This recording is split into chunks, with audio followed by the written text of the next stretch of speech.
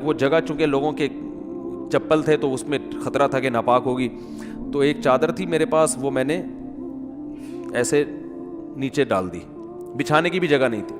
نیت باندھ لی، اندازہ پہلے لگا لیا تھا قبلہ کس طرف ہے. نہیں تو آپ آج کل تو موبائل پر ایسی ایپس آ رہی ہیں، اس سے فوراً پتہ چل جاتا ہے. قبلہ کس طرف ہے اندازہ تھا مجھے، رخ کیا ہم نے. اب یوں کرنے میں تو کوئی نہیں رکاوٹ ڈالتا نا، یوں کرو، نیت باندھ لو بھائی. اگر ہاتھ اٹھانے کی بھی جگہ نہیں ہے تو ہاتھ نہ اٹھاؤ، یہ رفع الیدین تو کوئی واجب نہیں ہے. اللہ اکبر کہہ لو اور نیت باندھ لو. ہاتھ باندھنے کی جگہ نہیں، ہاتھ چھوڑ کے کھڑے ہو جاؤ بھائی. سورہ فاتحہ پڑھی، سورت ملائی. رکوع میں جب آپ رکوع کریں گے تو میں سوچتا تھا W11 کتنی بھی بھری ہوئی ہو، کنڈکٹر جب ایک دروازے سے چڑھ کے دوسرے دروازے پہ کرایہ لے کے نکل سکتا ہے تو ہم اتنے رش میں صرف ایک رکوع کی جگہ ہمیں کیوں نہیں بن سکتی. تو رکوع ہم نے کیا، جھکنا ہے نا رکوع میں، بس جھک جاؤ، بس لوگ خود بخود سائڈ پہ ہو جاتے ہیں بھائی. اس کے بعد آپ جب سجدہ کرو تو سجدہ نام ہے، ویسے تو پراپر سجدہ کرنا چاہیے، جگہ نہیں ہے تو بھائی ماتھا کسی طرح زمین پہ ٹکانا ہے. آپ ماتھا زمین پہ ٹکا دیا جا کے. تو 2 رکعت تمیز سے الحمدللہ پڑھ لی، کھڑا ہو گیا میں. پھر لوگوں نے کہا یار یہ، میں نے کہا ہو گئی، بس 2 فرض پڑھنے تھے، ہو گئے، ایسی کی تیسی، جو مرضی کرنا ہے، جو اکھاڑنا ہے اکھاڑ لو. صحیح ہے نا، کیونکہ تمہیں تو خود چاہیے جگہ دو نا. اور بعض دفعہ لوگوں کو شرم آ رہی ہوتی ہے، ہم سب کے سامنے نماز پڑھیں گے، لوگوں نے کہ تو بہت بڑا صوفی ہے. تو یاد رکھو شرم ان کمبختوں کو آنی چاہیے جو نہیں پڑھ رہے، ان کمبختوں کو آنی چاہیے. بھائی تم بھی تو ایمان کے دعوے دار ہو. اگر تم یہ کہتے ہو کہ ہم اسلام کو نہیں مانتے تو پھر پورا اسلام سے رشتہ ختم کرو. پھر آپ وصیت میں لکھو کہ مجھے عیسائیوں کے قبرستان میں دفن کرنا ہے، مجھے ہندوؤں کے میری چتا کو آگ لگائی جائے. ٹھیک ہے نا، یہ لکھ کے جاؤ. جو نماز نہیں پڑھتا لکھے کہ بھائی میں چونکہ نماز نہیں پڑھتا اور میں مانتا ہوں یہ ٹائم ویسٹنگ ہے اور یہ کیا مولویوں نے نماز رکھا ہوا ہے، تو لکھو کہ میری چتا کو، ایک ہندو ابھی مسلمان ہوا ہے تو میں نے، وہ مجھے کہہ رہے تھے کہ میں لائیو سب کے سامنے کلمہ پڑھوں گا نا، تو میں نے کہا چلو ہمارے بیان میں آپ کو لائیو ہم لے لیں گے. بیان سنتے تھے، اللہ کا شکر ہے وہاں انڈیا میں ان کو ایمان کی توفیق ملی. تو ہندو ہونے کے باوجود میرے بیان بڑے شوق سے سن رہے تھے، کہہ رہے ہیں سنتے سنتے میرا دل کیا کہ میں مسلمان ہو جاؤں، اللہ تعالیٰ قائم رکھے.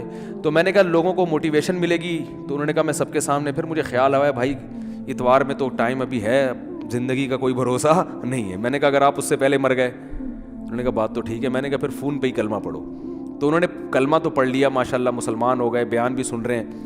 لیکن انہوں نے کہا میرے لیے سب سے بڑی آزمائش یہ ہے کہ ہندوؤں میں جب ماں کا انتقال ہوتا ہے تو بڑا بھائی ہے جو چتا کو سب سے پہلے آگ لگاتا ہے. میں سب سے بڑا ہوں اور میری ماں کی طبیعت بہت خراب ہے، بظاہر ایسا ہی لگتا ہے کہ وہ دنیا سے جانے والی. تو میں نے تو ان کو سمجھایا اپنی ماں کو مسلمان کر لو. کہہ رہے وہ نہیں ہوگی، وہ نہیں ہوتی. کہنے کا میرے لیے مسئلہ یہ ہے کہ ان کے انتقال کے بعد چتا کو آگ سب سے پہلے میری ذمہ نہیں لگائی تو پورا خاندان کھڑا ہو جائے گا. اب ان کا کیس چل رہا ہے، میں نے ان کو مولانا کلیم صدیقی صاحب کا نمبر دیا ہندوستان میں کہ ان سے رابطہ کریں، وہ آپ کی مدد کریں گے. تو ہندو تو چتا کو آگ لگاتے ہیں بھائی جو نماز نہیں پڑھتے. تو آپ بھی اگر نہیں مانتے نماز کو، جو زیادہ تر یہ فواد چودھری معذرت کے ساتھ اس طرح کے لوگ بار بار علماء کو برا بلا کہہ رہے ہوتے ہیں نا، ان سے کو آپ وصیت لکھو کہ میرے مرنے کے بعد کوئی مولوی میرے جنازے کے قریب نہیں آئے گا، میری نماز جنازہ کوئی مولوی نہیں پڑھائے گا.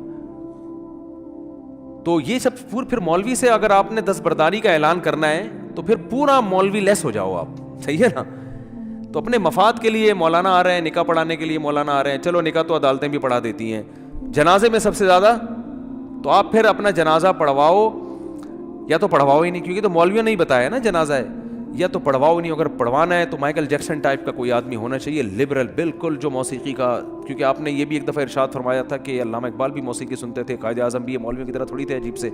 تو پھر کوئی ایسا ہی گلوکار ملک کا جو سب سے بڑا ڈانسر ہو، وہ آپ کا نماز جنازہ مٹک مٹک کے پڑھائے. پھر اللہ سے دعا کرو بھائی نماز سے اللہ ہمارا رشتہ قائم کر دے. تو اذان پر ابھی بیان باقی ہے کہ اتنی اللہ کو یہ عبادت پسند ہے نا کہ پیدا ہوتے ہی اللہ کان میں اذان کہلوا دیتے ہیں. اس کے بعد جو ندائیں صبح فجر میں آواز گونجتی اللہ اکبر اللہ اکبر حی علی الصلاۃ الصلاۃ خیر من النوم، پھر اللہ کہتے ہیں ظہر میں دوبارہ یاد دلاؤ. مؤذن کو کہتے ہیں جا بھائی اسپیکر پہ بٹن آن کر، بولتا رہے بس تو. لوگ کہیں گے کہ یار جب نماز کا ٹائم ظہر کا 1:05 ہے تو بتانے کی ضرورت کیا ہے. اللہ کہتے ہیں ان کی باتوں میں مت آنا، 1:05 है तो 1:45 पे बता देना इनको कि 15 मिनट रह गए, 20 मिनट रह गए। फजर का टाइम रोजाना अनाउंस होता है, आज 6:30 पे, आज 6:45 पे अनाउंसमेंट होती रहेगी। अल्लाह कहते हैं इतनी अनाउंसमेंट काफ़ी नहीं है, हर दफ़ा पूरी अजान होगी, हय्या अलल फलाह, आओ कामयाबी की तरफ, आओ नमाज की तरफ। हज में ऐलान नहीं होगा, रमज़ान का ऐलान नहीं होगा, ऐलान करने वालों को बरतरफ कर दिया, हिलाल कमेटी से निकाल दिया ठीक है ना। नमाज का हर दफ़ा ऐलान होगा, और इतनी अजानें होती हैं ना पूरी दुनिया में कि 1 सेकंड के लिए भी दुनिया अजान से खाली नहीं होती, दी जा रही है उस वक्त से।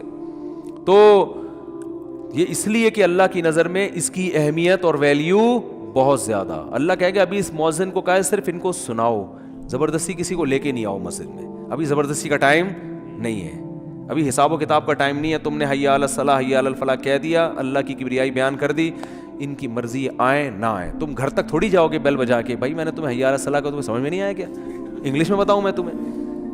ना ना ना, मौज़िन के लिए जाना क्या है, नाजायज़। उलमा ने लिखा है कि जब अजान हो जाए ना तो किसी और तरह से दावत देना जायज़ नहीं है, क्योंकि ये अल्लाह की दावत कंप्लीट दावत है। अब आप अकपल तरीके से अब माइक भोंपू हाथ में लेके लोगों बुलाने, जैसे बाज़ जगहों पे हमने देखा मस्जिदों में अजान हो जाती है, फिर एक उर्दू में अजान शुरू हो जाती है, हज़रात अजान हो गई है, मस्जिद में इतने बजे टाइम है, आपको बताया आप आ जाएं, मरना है एक दिन उठना है, वो पूरा प्रोग्राम शुरू हो जाता है ना। चलो ज़िंदगी में कभी एक आध दफ़ा हो जाए तो एक अलग बात है, लेकिन मुस्तकिल बुनियादों पर भी बाज़ मस्जिदों में हो रहा है हमारे, छोड़ो रहने दो। तो इसलिए उलमा ने कहा अल्लाह ने प्रॉपर रखी इसलिए कि अब दोबारा किसी और दावत की ज़रूरत ना हो। तो अब अल्लाह कहते हैं अब आना है आ, नहीं आना नहीं आ, ये हिसाब मैं आखिरत में लूँगा कि तू इतना ढीठ 1400 साल से फ़ज़ाओं में हर नमाज के टाइम पे ये निदा गूंजती है, ना सर्दियों में इसमें नागा होता है, ना गर्मियों में नागा होता है, ना रातें लंबी हो तो नागा, ना रातें छोटी हो, हत्ता के सफ़र में भी अजान का हुक्म है, अजान कहो, फिर जंगल में अकेले नमाज पढ़ रहे हो अजान कहो। ये ऐसी अल्लाह को निदा पसंद है भाई, याद दहानी लाजमी कराओ। तो इसलिए भाई ये बार बार दावत, अजान की अहमियत नहीं पता चलती, इससे नमाज की अहमियत पता चलती है। तो अज़म करो ज़िंदगी में कुछ भी हो जाए नमाज क़ज़ा नहीं करनी।